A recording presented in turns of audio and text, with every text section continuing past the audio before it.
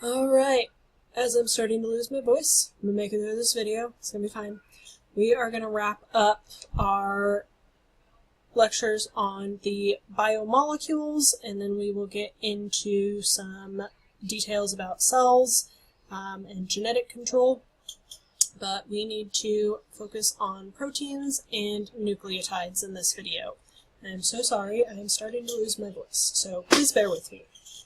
So proteins are organic compounds that primarily contain carbon, hydrogen, oxygen, nitrogen, and in some cases sulfur. Not always though. This is the most abundant organic component of the human body, makes up roughly 20% of the body weight. The monomer of a protein is an amino acid. Each amino acid consists of a central carbon, so this guy right here, that has 4 groups attached to it. One of those groups is going to be a hydrogen, just single hydrogen. Then we are going to have what's called an amino group. We talked about these with functional groups earlier in another video. So this is NH2 right here. So that's where we get amino acid from. Then we have a carboxyl group. This is an acidic compound, so now you know amino acid. So this is carbon, 2 oxygens, and a hydrogen. And then we have a variable group, also sometimes called a side group, that gets designated with the letter R. This is also sometimes called a side chain. And this is unique to each amino acid and gives each amino acid special chemical properties and distinguishes the amino acids from each other. There are 20 different amino acids. 9 of these are considered essential for adults. There are 10 is considered essential in children because they're still developing. And just like with the essential fatty acids, these are essential amino acids because our body cannot make them under any circumstances. We have to get them from our diet. Complete protein sources contain all 9 of these essential amino acids, so these are animal proteins primarily, but soy, quinoa, and buckwheat are all non-animal sources of these proteins, and then incomplete protein sources only have some of these 9 amino acids: nuts, seeds, beans, certain grains, among other options. So that does not mean that you cannot get all of the essential amino acids by being vegetarian or vegan. You do need to do a little bit of research though to make sure that you are getting adequate quantities of these 9 amino acids. So really quickly, for example, rice and beans, we've got a grain and a bean, that is going to cover all 9 of your essential amino acids the vast majority of the time. It's as simple as that. So it does require a little extra research if you're going to be vegetarian or vegan. You just need to make sure that you are aware of which food sources contain which of these essential amino acids to make sure that you're getting all of them in your diet. So amino acids link together through what are called peptide bonds to form polypeptides or proteins. So here are the 20 amino acids. I've highlighted the 9 essential amino acids: valine, leucine, methionine, isoleucine, threonine, lysine, histidine, phenylalanine, and tryptophan are the 9 essential amino acids for adults. The others are able to be synthesized by our body as long as it has all of the necessary resources. So you can see highlighted here in this kind of grayish blue color, that is the R group for the amino acid. Everything else is the same. We have our hydrogen, amino group, carboxyl group, and then glycine's R group is just another hydrogen. For alanine, it's CH3. For valine, it is a lot more carbons and hydrogens. This can get even more complicated. Here's one of our sulfur-containing compounds. So you'll notice there can be a lot of complexity. We've got ring structures, carbon ring structures here, with even some carbon-carbon double bonds down here. So that R group gives each amino acid its unique properties. And you can see these are also categorized. We have non-polar, allopathic R groups. These are polar uncharged R groups, these are positively charged R groups, these are negatively charged R groups, and these are nonpolar aromatic R groups. So those R groups are really important for the properties of each amino acid. If you take biochemistry at any point in your life, I'm warning you now, you're going to get to memorize all of these and all of their properties. It was a nightmare. I hated it. I've forgotten all of that information now, because I don't use it consistently. If you use it consistently, though, you remember it a lot better. So proteins are really important. This is part of why they make up 20% of our body mass. There are a lot of essential functions. This is just FYI for right now. We will kind of go over the details as we proceed through the rest of the semester. So proteins are essential for support. Structural proteins like keratin and collagen provide framework for our cells, tissues, and organs. They are essential for movement. So we have contractile proteins, actin and myosin, and our muscles for contraction. They also are important for transport. They can transport lipids, respiratory gases, and a lot of hormones that can get carried into the blood attached to transport proteins. Some of our hormones are also protein-based. We also have defensive proteins. These are antibodies within the immune system.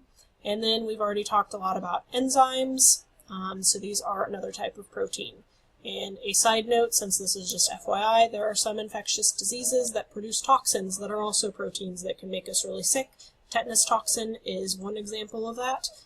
Causes lockjaw, very, very dangerous. Thankfully, we have a great, highly effective vaccine for it that helps prime our immune system to fight off that tetanus toxin if we were to ever come in contact with it. I want to tie back into collagen here really briefly. The next slide has some graphic pictures. We're going to talk about a disease that results from improper collagen formation. It is very uncommon in the United States now. Used to be very, very, very common. You have probably heard of this before in movies or something, but there are some graphic images, so you've been warned. But scurvy. Scurvy is a vitamin C deficiency, sorry. Symptoms of scurvy are joint and muscle aches, bleeding gums, loose teeth, tiny bleeding spots or hemorrhages on the skin. So vitamin C deficiency is really important because vitamin C is required in certain enzymatic reactions to form collagen. So if you do not have enough vitamin C, then you are not going to be able to form collagen properly, which is going to lead to a lot of structural issues in the body because collagen is a structural protein. There's also a genetic condition called Ehlers-Danlos syndrome, or EDS, that is a whole slew. It's actually a group of 20 some odd different genetic mutations that can impact collagen formation. There are some very severe cases that lead to people not surviving much past the age of 20 because the structural support fibers are just not functioning properly. But scurvy is treatable with vitamin C supplementation. So make sure that you get plenty of vitamin C in your diet. Most people in the United States these days do. So it's not really an issue, and just like anything else we've talked about, too much of anything is not good, so you don't want to overdo it on the vitamin C. The scientific name of vitamin C is ascorbic acid, so kind of be aware of that. So ascorbic acid and vitamin C are the same thing, and they are required for collagen synthesis.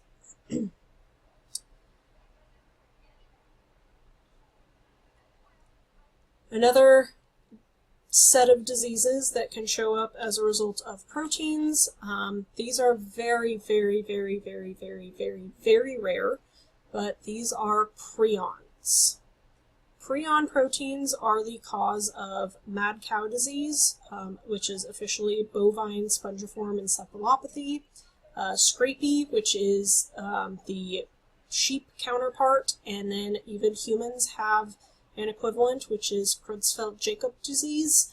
And then Kuru is another prion disease that is exceedingly rare and is due to cannibalism. Mad cow disease, scrapie, Creutzfeldt-Jakob disease are not due to cannibalism exclusively. Kuru is known to be a direct result of cannibalism, so it is exceedingly rare in the world now. Prions are weird. They are pathogenic proteins that have folded improperly. These are normally produced in nerve cells and found on the cell surface, so they get misfolded, which means they are shaped differently. These rogue prions force the normal proteins to change shape and also become pathogenic. Anything that's pathogenic can cause disease. These can arise spontaneously, just by pure chance, through mutations, or be passed along through eating infected tissue. So this is what transmitted mad cow disease, scrapie, and Creutzfeldt-Jakob disease. Kuru is a little different because it can occur spontaneously, but it again is also due to cannibalism. So if there is cannibalism of somebody who had a prion disease, then it is going to get transmitted as well.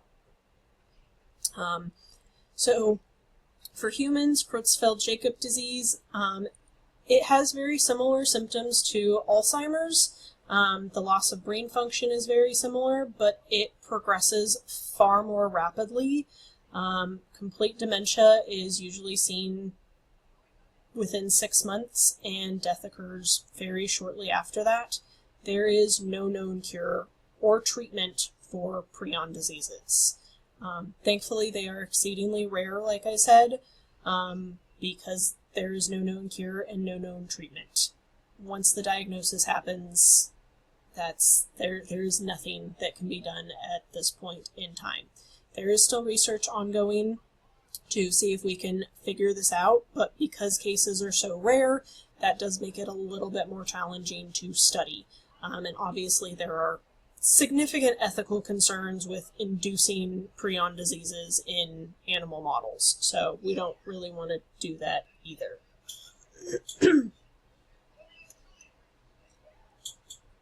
So prions are thought to enter the body from the intestines and then travel to the brain along the axons of neurons. They cause the formation of something called an amyloid plaque. So basically this just like buildup of these mutated, malformed proteins, which end up killing the nerve cells and ultimately leading to death. So this is normal human brain tissue from the cerebral cortex. And this is CJD showing these plaques. So you've got a lot of kind of open space in here. Here's another example. We're losing the nuclei of cells and just kind of destroying the nervous tissue. So it is a nasty disease. And thankfully it's pretty well under control now. Some of you may have been alive years ago in the early 2000s, late 90s, when mad cow disease was kind of picked up in Europe. It didn't really make it into the United States, but there's some history there if you're interested in looking into that in a bit more detail. Alright, protein shapes. So the final shape of a protein is going to be very different, even if the same amino acids are present, because of the different interactions that can happen between all of the different molecules present. But the shape of a protein is absolutely essential for its function. We've touched on that already with enzymes. If we change the shape of an enzyme, we change its function and usually destroy its function. We have 4 levels of protein structure that ultimately determine its final shape. The primary structure, this is just the unique sequence of amino acids and how many of each type of amino acid there are. So this is kind of the root of mutations in DNA, because DNA codes for proteins to be produced. We will talk more about this in another video with the cell and genetic control, but but mutations in DNA lead to different sequences, and that is going to change all of the other levels of the protein, which ultimately changes its function, if it's even functional at all. There are some mutations that result in completely non-functional proteins. So primary is just unique sequence and number of amino acids. Then the secondary level of protein structure is the folding pattern between the amino acids present in the primary level.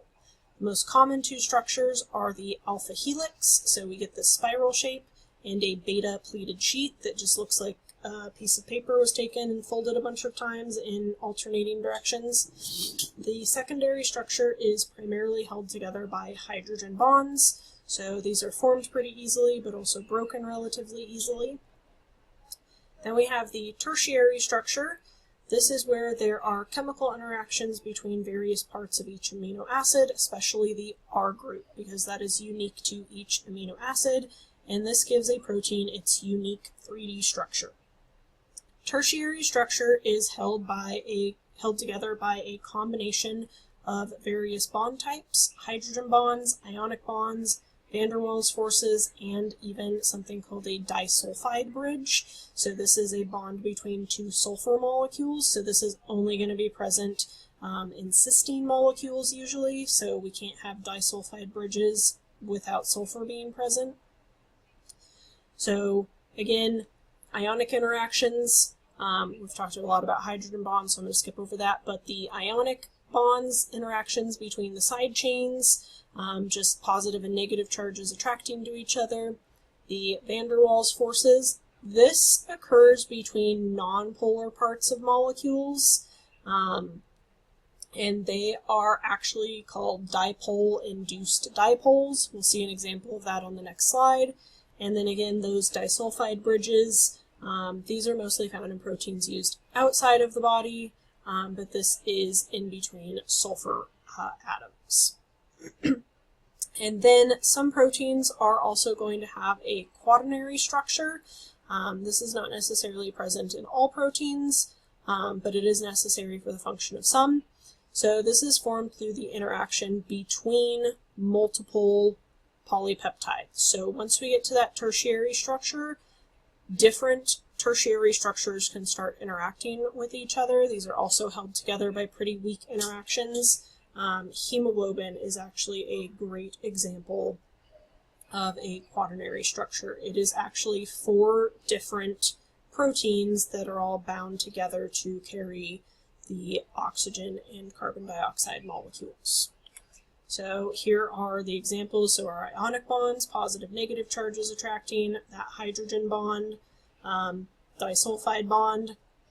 This is going to be a covalent bond, so that is going to take a lot more energy to break. And again, those van der Waals forces, these are between nonpolar molecules that kind of end up creating a bit of a polar interaction with each other, is the simplest way to explain that. Again, we're not needing you to learn all of these chemistry details. You just need to know how this applies in the biological setting. So here's another way of looking at these. A lot of van der Waals forces, depending on the resource you're looking at, are also represented by dotted, dashed or dotted lines. Ionic bonds, again, there can also be ionic repulsion. So 2 negative charges are going to repel each other and keep these areas of the proteins away from each other. So all of these together interact to create a very distinctive shape of these proteins, which impact their function significantly. So bonds are critical in determining the molecular shape. Proteins have the most complex and varied shapes of any of the biological molecules. So here's just kind of our summary. We've got primary structure, secondary structures, tertiary and quaternary structures in some cases. So there's a lot going on with proteins. Proteins are really important. Our body is run by proteins. Again, our DNA is basically the instruction manual for how to make proteins to make our body run. So proteins do a massive amount of things. They are enzymes, they are transports through the membrane, they are signaling molecules, they are receptors, they are binding agents, immunoglobulins, which is another name for antibodies in our immune system. They can regulate different processes. They can offer binding sites. Ligands versus substrates is something we're not going to get into a lot of detail about. But this can be important in certain treatments of like heavy metal poisoning and stuff. The ligands can actually pull metals out of the body, but we're not going to get into a lot of detail there. And we've kind of talked about a lot of this already, what affects protein binding, because a lot of these will change the structure of the protein. So temperature can impact the binding because it changes the structure. Or slows down enzymatic processes. pH can also cause that denaturation. Body can regulate the amount of proteins in cells, so it can upregulate and increase the concentration, or it can downregulate and decrease it. The reaction rate has a maximum. There is a point at which the reaction cannot go any faster. This has to do with how much of a protein is present. So again, we've got optimal temperature and pH ranges that can cause denaturation, so it can break apart that normal 3D structure and mess with the function. Trying to get through this before I completely lose my voice. Okay, last but not least for our biological molecules are nucleic acids or nucleotides. These are the biochemical compounds that carry the genetic blueprint of life, and they are also essential for a lot of functions of the cell. So our two main types, the genetic blueprint, are DNA, which is deoxyribonucleic acid. This is the genetic information for most organisms. And then we have RNA, which is just ribonucleic acid. This is essential for communication and functioning of a cell through protein synthesis. And there are also some viruses, a lot of viruses, that are RNA-based. They do not have DNA at all. But viruses are weird, and if you want to hear a lot about them, I will talk your ear off about them. So I'm going to move on right now, because I love viruses. This also includes other molecules like ATP, adenosine triphosphate, which is our body's energy source. So nucleotides are made up of key parts similar to proteins. They have a sugar molecule. In DNA, it is deoxyribose. And in RNA, it is just ribose. So the deoxy is an oxygen and hydrogen. Another component is a phosphate group. So it has phosphate bonded to a lot of oxygen. And then a nitrogenous base. And much like the R group in amino acids, a nitrogenous base in a nucleotide gives it unique properties.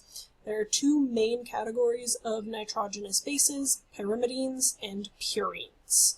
Pyrimidines have a single ring structure, so not what is pictured over here. There's just one carbon ring. This includes 3 types of molecules, cytosine, thymine, and uracil. And then purines are double ring structures, like what's pictured up here. We have a lot of carbon and nitrogens in the ring, and these include adenine and guanine.